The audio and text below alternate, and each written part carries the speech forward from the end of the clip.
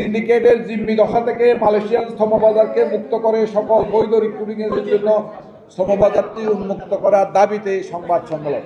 বর্তমানে 2.5 কোটি লোক বেকার, দেশের কর্মসংস্থানের কোনো সুযোগ নাই, তাই জনশক্তি রপ্তানির কোনো বিকল্প নাই। 2016 সাল থেকে এই ব্যবসার উপর সকলের দৃষ্টি পড়েছে।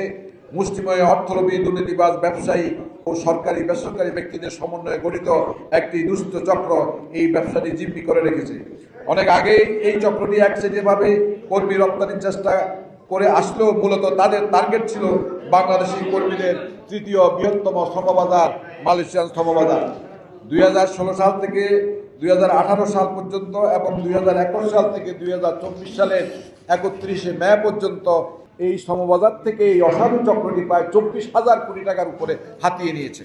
2 পিরিয়ডে অভিবাসী কর্মীদের থেকে তারা হাজার হাজার কোটি টাকা ইতিমধ্যে লুটপাট করে নিয়ে গেছে এবং ভবিষ্যতে লুটপাট করার জন্য একের পর এক ষড়যন্ত্র করে যাচ্ছে।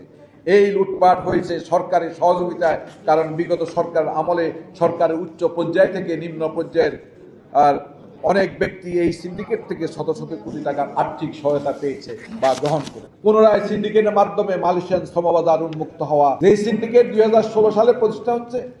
যারা এই সিন্ডিকেটের সাথে জড়িত ছিল তারাই পুনরায় একটি নতুন প্রস্তাবের মাধ্যমে পুনরায় সিন্ডিকেট চালু করে ব্যবসা নিয়ন্ত্রণ করার চেষ্টা করতেছে। এই প্রস্তাবটি অফিসিয়ালি আমাদের সরকারকে, আমাদের মাননীয় হাই কমিশনকে কুয়ালালামপুর যিনি অবস্থান করতেছে, গত মাসের 9 তারিখে তারা অফিসিয়ালি এই প্রস্তাবটা দিয়েছে। গ্লিটারের টুইন লেমন ও অ্যান্টিব্যাকটেরিয়াল ফর্মুলা বাসনকে চকচকে জীবাণুমুক্ত করে আমাদের দেয় গ্লিটার গ্যারান্টি।